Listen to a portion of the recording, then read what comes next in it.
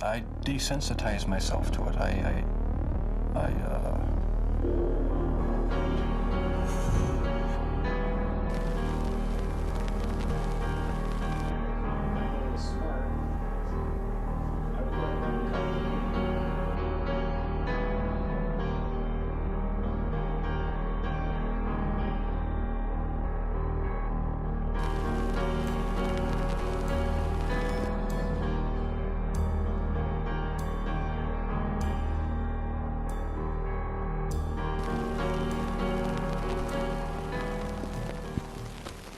Hey guys, my name is Rachel and welcome back to my channel, or if you're new here, welcome to my channel. So as you can probably tell, this video is going to be a little bit different than the videos I usually make here on my channel.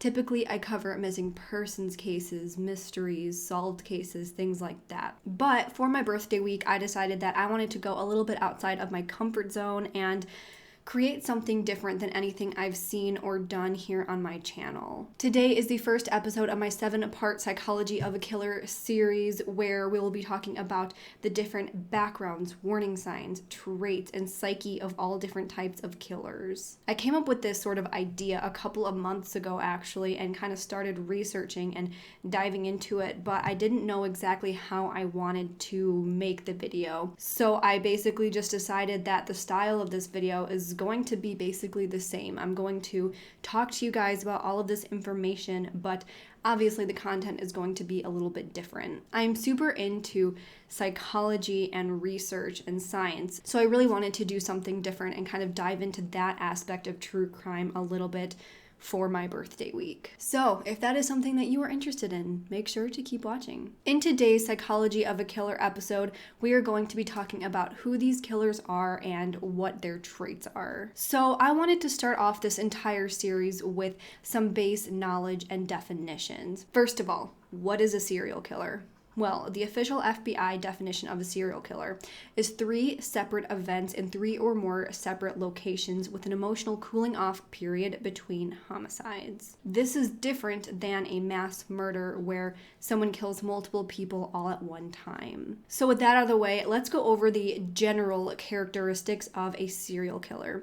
These are taken from a small group of some of the most infamous serial killers and are not necessarily blanket statements for all serial killers, but here are some more generalized things that many of them have in common. So these types of people tend to have a higher IQ than normal, but despite their intelligence, they tend to do poorly in school. They can't hold a job, and they usually end up in unskilled professions. Most of them come from troubled backgrounds, with one or more parents either abandoning, abusing, or neglecting them. They typically have long histories of psychiatric problems and criminal records, and many of them have family history of alcohol and drug abuse. Because of their childhoods of being abandoned and abused, often by their fathers, they tend to have a distaste for male authority figures. Because their mothers are often the ones who had power over them growing up, they often also have sort of hostility towards females. A lot of times we see them manifesting their psychological problems as children, and they often spend a lot of time in isolation and juvenile institutes. So due to the amount of time that they spend in isolation as children, they often have a general hatred of the world and can be suicidal as teenagers. Then, as teenagers and young adults, they become obsessed with things like voyeurism, fetishism, violent pornography, and have sexual deviant behaviors. But again, these are just very generalized characteristics from some of the most prolific serial killers that we know. These behaviors can be found in people who are not killers, who've never harmed anyone in their life, and some killers don't exhibit some of these characteristics. It's just a generalization. So now that we know some of the more general characteristics, let's look into the 3 main early warning signs. Again, I'm going to keep reiterating this, but these signs do not guarantee that a person will grow up to be a killer, but these signs were present in a lot of the killers that we know today. Researchers have identified the 3 main warning signs as the following. Bedwetting. As we know, many young children will wet the bed, and it's absolutely no big deal. However, As a child grows into puberty, if they're still wetting the bed, that can be a sign of significant emotional disturbance. According to the FBI's Behavioral Science Unit, about 60% of all sex murderers were wetting the bed as adolescents. The next warning sign is starting fires. Many serial killers begin their destructive behaviors at a very young age. There have been killers known to start setting vacant houses on fire as young as 6 years old. Others have started fires at schools or even stores. Of course, these destructive behaviors are manifestations of deep-rooted anger and aggression. And then lastly, of course, the one that most of us know very well is animal torture. We hear about this one all the time as an early warning sign for serial killers. As juveniles, children's aggression is aimed at hurting small animals and life forms that are thought of as less than humans. We have heard about killers doing unspeakable things to animals as young as 10 years old. So now that we know some of the traits and warning signs for serial killers, let's get deeper into the psychology and what kind of leads them to these behaviors. Many serial killers have one very interesting thing in common. They are diagnosed with a personality disorder called antisocial personality disorder. So what is antisocial personality disorder? It sounds a little bit different than what it actually is. A lot of people hear this disorder and think, it's just someone who's antisocial, who doesn't like talking to people, who maybe sits by themselves at lunch. But what it really is just a complete disregard for society's rules. This disorder is characterized by the following factors. So people with this disorder generally have a disregard for morals, for social norms, and the rights and emotions of others. These people take pleasure in exploitation of others in harmful ways for their own gain, or like I said, pleasure. They also have this way of manipulating or deceiving others using a superficial charm. They may make themselves look very innocent, or even to have a disability, or pretend to be working for some admirable cause. They have a lack of empathy for others and experience a lack of guilt or remorse about harming others. They can either exhibit or they hide feelings of hostility, irritation, aggravation, aggression, or violence. Along with all of this, they lack a fear of dangerous situations, and their behaviors often lead them to very risk-taking behaviors. Then, after taking these risks and facing consequences, they fail to learn from the consequences of their actions and just keep doing them. People with antisocial personality disorder have a history of unstable relationships, including romantic relationships, friendships, and relationships with their parents. A lot of the time, they fail to fulfill work and school and financial obligations. And lastly, they have recurrent fallouts with authority figures, including law enforcement, which can lead them to being arrested and convicted. Again, not to sound like a broken record, and I'm probably going to keep repeating this, but having this disorder is not the end-all be-all for making a serial killer. Of course, there are so many people with ASPD who never go on to hurt anyone. There are killers who never had this disorder at all. But it's important to mention because having this disorder, it's no wonder that some people go on to do the things that they do. So like I just said, not everyone with ASPD goes on to kill anyone. So then we have to ask ourselves, how do some of the people with this disorder end up killing people or having such sadistic behaviors? We also know that not every child with an abusive parent or abusive background ends up as a serial killer. Only a very, very small percentage do. So now I want to look into the physiological and anatomical differences that may contribute to these behaviors. So first of all, studies show that serial killers have extremely high levels of testosterone in compared to the average man. Testosterone is that manly hormone that is responsible for a man's increased ability to gain muscle, and it's also responsible for their anger and violence in general as compared to women. Women have less testosterone, so we tend to be less angry and aggressive than men. That's just how it is. Obviously, though, most men have levels of testosterone that don't cause unreasonable aggression and violence. One thing I do want to point out to here is We always hear about those people taking anabolic steroids, which is basically just jacking up your testosterone levels to incredibly high amounts so that you can gain muscle and improve your athletic performance. We know that one of the main side effects of anabolic steroids is anger and aggression. So people with naturally incredibly high levels, it makes sense that they would exhibit these behaviors. Dopamine can be another contributing factor.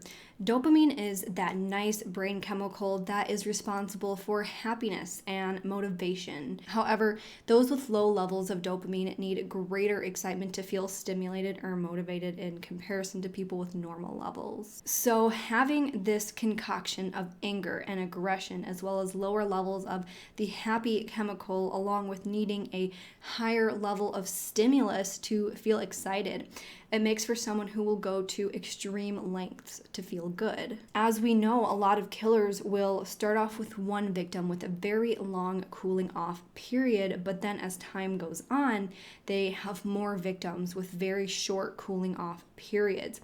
They need more stimulation to feel the same high that they were once getting before. So these brain chemicals, as well as a general imbalance of brain chemistry, can be huge contributing factors. But the fact of the matter is, these factors coming together in perfect sync to create a killer is just slim to none. And then you have to ask, what about those who don't have these chemical imbalances? What about those who do have the chemical imbalances but never go on to kill anyone? And what about other contributing factors? So one interesting thing about the brain is that it is capable of desensitizing. Think about how a cognitive behavioral therapist treats phobias.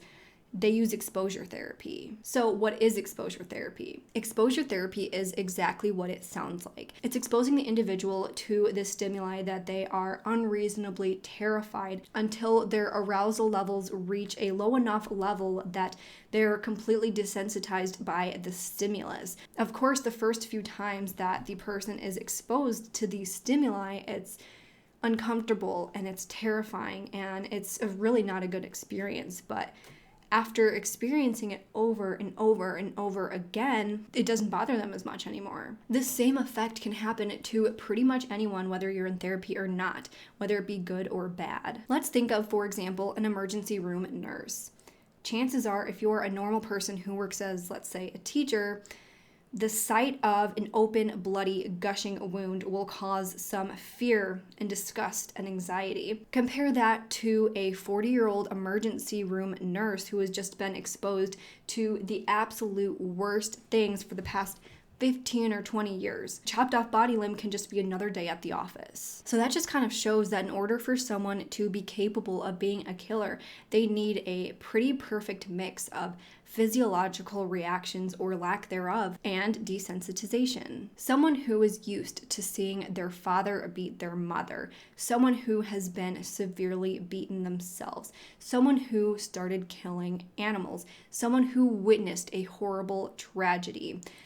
Things that would shock and upset most people become no big deals to others. We think back to killers getting in trouble for being violent and starting fires and hurting animals when they're children. By the time they're adults, it's no big deal. They need more to feel that same high while at the same time being completely desensitized to these other things over time. So now that we kind of have the physiological reactions and desensitization out of the way, let's talk about the brain structure and brain anatomy. But before we get into the brain structure of a killer, let's get into the brain structure of normal newborn babies. So as we said before, there's a number of different environmental and physiological factors that can contribute to the making of a killer, and there's no one factor that trumps them all. Genes play a huge role in how our brains develop, but so does our environment. Our brains need the proper stimulation to develop correctly. It doesn't matter if you're a baby genius. It doesn't matter if you are born with a mental disability. If you're not getting the proper stimulation and attention as an infant, your brain does not get the chance to grow and make connections properly. From the time that we are born, our brain starts making about 2 million synapses per second until the time that we are toddlers. These synapses are basically just different brain paths and connections that our brain uses to store information and learn. But as we grow, our brains do not need every connection that our brains had made. If we kept every single bit of information in our heads from the time that we were born and for the rest of our lives, our brains would be simply overloaded. These synapses are either kept or discarded based on our experiences as a child in a process called pruning. By the time you reach adolescence, about half of your synapses have been discarded, and the amount that you have in your adolescence is basically the same amount that you have for the rest of your life. Our brains are extremely capable of adapting to our environments. They are constantly developing and changing, which scientists refer to as plasticity. So as you can tell, the proper care and attention is needed for the development of the growing mind. So as you might be able to tell from what I just told you, if you're a toddler and you're growing up into your adolescence and you're not getting any stimulation or any knowledge or any information in your brain, these synapses are just going to be discarded because you don't need them. So a child who's not getting any attention or getting all the wrong attention won't develop properly in their brain. So what exactly happens if a child is neglected in these vital stages, and how can they turn a completely normal brain into the brain of a killer? Let's find out. There are so many different areas of our brain that are responsible for so many different functions. I am going to briefly go over some of the most prominent ones. Your prefrontal cortex is responsible for behavior, cognition, and emotional regulation. Children who are severely neglected as children indicate that they have a smaller prefrontal cortex. There are also studies that show children who have been physically abused may have smaller orbitofrontal cortex, which is responsible for emotional and social regulation. Next, we're going to be talking about your amygdala. Although most studies have found that amygdala volume is not affected by maltreatment, abuse and neglect can cause overactivity in that area of the brain, which helps determine whether a stimulus is threatening and triggers an emotional response. So why is this important? Well, many studies have shown that psychopaths have underdeveloped brains, specifically in their orbital cortex. However, I'm going to pause here, and before I get into the science of this all, we're going to review some of the patterns of behaviors observed with serial killers. This will help us make connections as to why they think the way they do in connection to some of their brain activity. Serial killers generally have a cycle during which they kill. They most often kill during periods of stress, and then after killing, they typically feel relieved from this pressure to kill. And again, most serial killers have experienced childhood traumas and abuse as children. A neuroscientist named James Fallon found a connection between some of these behaviors and linked them to one specific area of the brain: the orbital cortex. Again, the orbital cortex is involved with ethical behavior, moral decision-making, and impulse control. The orbital cortex also helps you control your amygdala. The amygdala, again, is involved in aggression and triggering an emotional response. He found in brain scans that serial killers have less activity in the orbital cortex and more activity in the amygdala. So, what does this mean? Well, if the orbital cortex is underactive, meaning there is a lack of moral decision making, its lack of activity means that it doesn't help control the amygdala, then there is a mixture between this lack of moral and ethical thinking and an increased emotional response, such as anger and aggression. To put it all together in a simple statement, these brains do not do a great job of controlling anger and moral decision making. In his research, he also found genetic links that may play a role in the mind of a killer. The gene called, excuse me if I pronounce this wrong, monoamine oxidase A, aka MAOA, is a gene that regulates serotonin in the brain. He believes that this gene will not respond to the calming effects of serotonin. Key thing is that the major violence genes is called the MAOA gene, and it has to do with too much serotonin during development. It's kind of interesting because serotonin is supposed to make you calm and relaxed.